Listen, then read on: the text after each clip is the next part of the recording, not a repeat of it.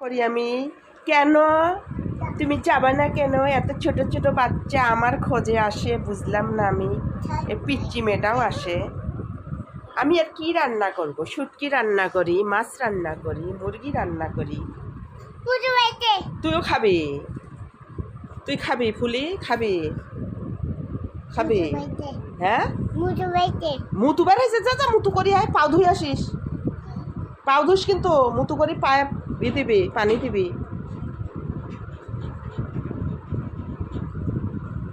কি হয়েছে? তুই ফি বাড়ির যাবি না? থাকবি এই জায়গায়? তো এখানে তোর মা নাই বাপ নাই, তো কে দেখবে? একটুক বাচ্চা আসি কেমন থাকে আমার কাছে কত?